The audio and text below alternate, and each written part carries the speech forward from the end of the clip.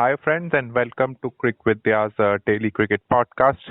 और आज हम डिस्कस करेंगे 3 टॉपिक्स, पार्थिव पटेल, डीआरएस और स्विच हिट। और डिस्कस करने के लिए एज यूजुअल मेरे साथ है Yasir. Hi Suneet. Hi Yasir. Quite a surprise यार, पार्थिव पटेल ने एकदम से ही अनाउंसमेंट कर दिया कि he is retiring from all formats. और हमारे तो दिमाग में अभी भी वो एक बच्चा ही है जो कि मतलब अभी भी उनको अगर देखो तो वैसे ही लगते हैं। तो इस सेंस में किसी को ये रियलाइज नहीं हुआ कि वो क्या एज के थे जब उन्होंने डेब्यू किया और अब वो किस एज तक पहुंच गए खेलते खेलते। हाँ, but I think may be इस साल जो आईपीएल का उनका सीजन गया जहाँ पे उनको खेलने को नहीं मिला, that could be one of the reasons कि उन्होंने सोचा कि अब time has come to move into a different role, which may be associated with cricket only.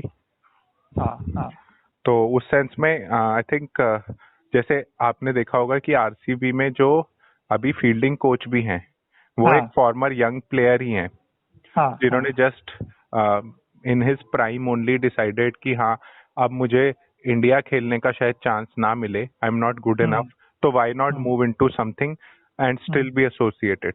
तो ऐसा हो भी सकता है कि आरसीबी या फिर उनके मतलब गुजरात की साइड से उनके पास ऑलरेडी कोई ऑफर हो कि कुछ करने का। करेक्ट। तो अगर आपसे पूछा जाए कि आपकी एक मेमोरी क्या होगी पार्थिव पटेल को लेके, तो any specific thing that you want to say? हाँ, मतलब जब पार्थिव फर्स्ट टाइम आए थे तो आई रिमेम्बर कि हम लोग उस टाइम पे ये था कि हम लोगों के पास, इंडिया के पास बहुत प्रॉब्लम थी विकेट कीपर बैट्समैन की। तो क्योंकि कोई रेगुलर था नहीं एंड काफी बदलते रहते थे और एक हम लोगों को लगता था कि यार थोड़ी तो बैटिंग एबिलिटी होनी चाहिए, ये नहीं कि ऑलमोस्ट लाइक सब टेल अंडर टाइप की चीज है। बट पार्थिव पटेल के आने से एक थोड़ा सा हम लोगों को उस टाइम लगा था कि हाँ एक young batsman, young wicket keeper आया है और दादा ऑब्वियसली बहुत कोई एज कुछ भी नहीं है, हाई स्कूल में भी नहीं होंगे और लेकिन कुछ उनमें बैटिंग एबिलिटीज थी और एक सर्टेन उनका टेम्परामेंट था जो उनको फाइटर लगता था उनको देख के, कि उनके आप चेहरे से मत जाइए, बट उनके अंदर एक जज्बा था, वो एक फाइटिंग एलिमेंट था जिससे वो हमेशा आपको अपने एबिलिटी से ज्यादा कंट्रीब्यूट करके देंगे। और मुझे एक उनका कोई इंटरव्यू भी याद आ रहा है जो उन्होंने लास्ट ईयर आई थिंक दिया था, तो उसमें उन्होंने ये बोला था कि आई थिंक उनका ये मानना था कि उनको थोड़ा चांस जल्दी मिल गया।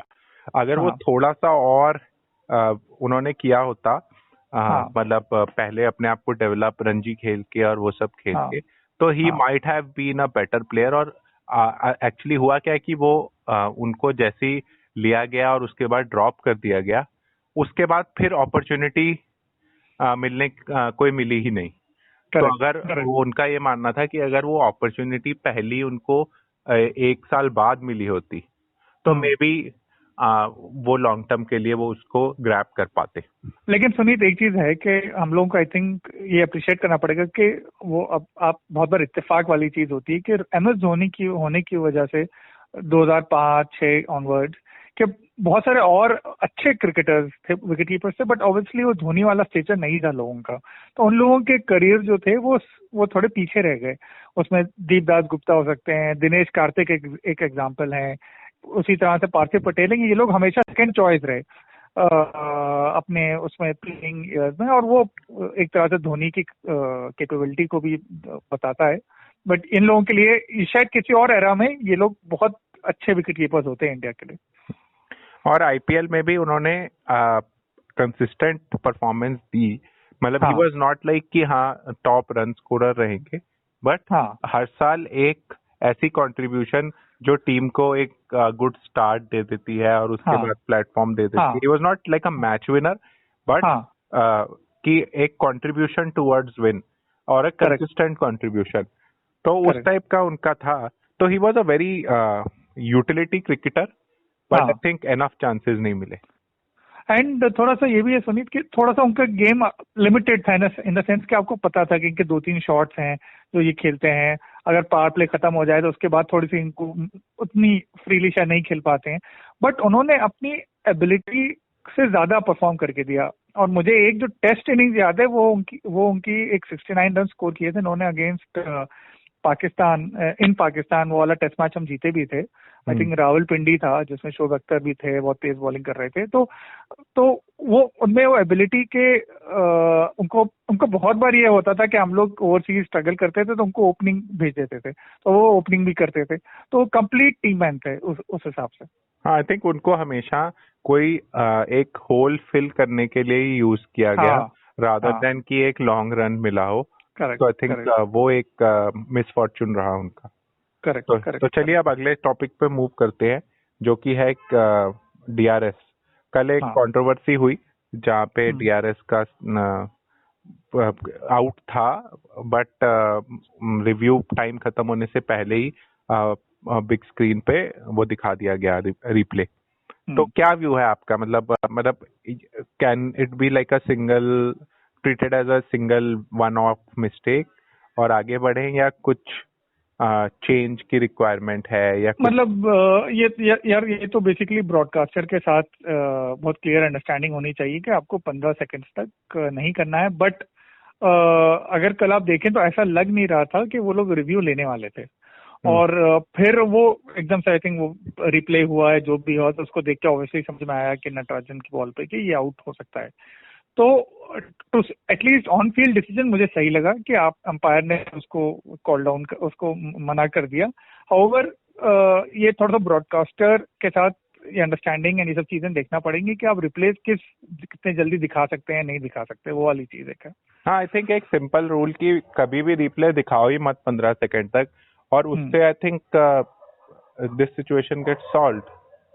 बट वो सुनीत वो तब है जब, बट उसमें एक और चीज हो सकता है, इसमें टाइम कंज्यूम बहुत हो, बिकॉज ब्रॉडकास्टर को अगर वो मतलब थोड़ा सब्जेक्टिव होगा कि अगर अपील किया है तो नहीं दिखाओ, लेकिन अगर अपील नहीं है तो दिखा सकते हो। मतलब आई डोंट नो, अगर इस तरह की कोई चीज हो सकती है तो I think better management by broadcaster and ऐसे कंट्रोवर्सीज को क्लियरली अवॉइड किया जा सकता है। कोई रूल चेंज या उस टाइप का कोई आई डोंट थिंक अभी एज सच रिक्वायर्ड है उसके लिए। करेक्ट। और अपना तीसरा टॉपिक है जो इयन चैपल ने एक कंट्रोवर्सी क्रिएट कर दी है, और फिर हर्षा भोगले ने भी उसको सपोर्ट किया कि switch it should not be allowed. तो आपका क्या व्यू है इसके बारे में? सुनीत देखो, मुझे ये लगता है जब आप बॉलर को हम लोग जब खेलते भी हैं तो हम बॉलर को बताना पड़ता है वो किस हाथ से किस तरफ से बॉलिंग कर रहे हैं। तो अगर आप इक्वल, अगर बॉलर को भी आप कहें कि वो दोनों अराउंड या ओवर कहीं से भी कर सकते हैं, और वो अगर कोई एम्बीडेक्स्ट्रस है तो दूसरे लेफ्ट हैंड से भी बॉलिंग कर सकते हैं, तो फिर मैं ये मानूंगा कि लेवल प्लेइंग फील्ड है। ऑलरेडी आपने इतना फेवर कर दिया बैट्समैन के फेवर में पूरा डिसीजन मेकिंग एंड रूल्स कि अगर ये आपको थोड़ा तो मतलब फेयरनेस रखना पड़ेगी, वरना तो फिर आप बॉलिंग मशीन को ही लगा दें और बैट्समैन से कहें वो आउट ही नहीं हो सकता। तो वो बस थोड़ा सा मुझे लगता है कि ये इनोवेटिव चीज है, मैं उसको मना नहीं कर रहा हूँ। हर एक आदमी खेल नहीं सकता बिकॉज स्किल है इसमें इन्वॉल्व बहुत ज्यादा, लेकिन थोड़ा सा फिर बॉलर को भी आपको स्कोप देना चाहिए, बिकॉज वो बहुत ज्यादा एडवांटेज है फिर बैट्समैन के फेवर में। हाँ, मतलब वही है, मतलब आई थिंक ऐसा, मतलब ठीक है, मतलब आपका व्यू ठीक है कि आई वुड से कि हाँ, बॉलर को भी अगर अलाउड है कि वो जब बॉलिंग करने आ रहे हैं तो वो किधर से भी बॉलिंग कर दें, मतलब in terms of left arm और राइट आर्म, तो वो अलाउ कर सकते हैं। आई डोंट थिंक ऐसा कोई मतलब फिर वो कर दें सो दैट के फिर वो लेवल प्लेइंग फील्ड है, क्योंकि ये स्किल है, मैं मना नहीं कर रहा हूँ, बट फिर इक्वली ट्रीट करो दोनों को।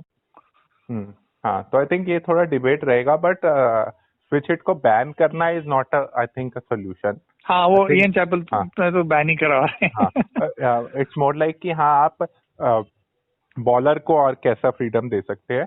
आई थिंक वो would be a better way of thinking about it. Ian Chappell ने तो अपने कॉलम में बोल दिया था कि बॉलर को जो है रुक जाना चाहिए, बॉलिंग नहीं करनी चाहिए, एंड फोर्स करना चाहिए अथॉरिटीज को डिसीजन लेने के लिए। नहीं, देखो, ये ऑप्शन तो हमेशा ही है कि आप जब प्लेयर कभी बैकआउट भी कर देता है या आगे आ जाता है तो बॉलर रुक तो सकता ही है। तो वो ऑप्शन बॉलर के पास हमेशा है, अगर उसको लगता है कि हाँ स्विच हिट करने वाला है तो आप रुक जाओ। तो आई थिंक अभी ये दिस विल इवॉल्व, एंड ऐसा कोई वो मेरे हिसाब से अभी नहीं है कि जिसमें हमें कुछ करना पड़े। राइट। तो चलिए यासिर, अच्छा रहा डिस्कशन, कल फिर मिलते हैं न्यू टॉपिक। ओके सुनीत, चलिए, ओके बाय बाय। बाय।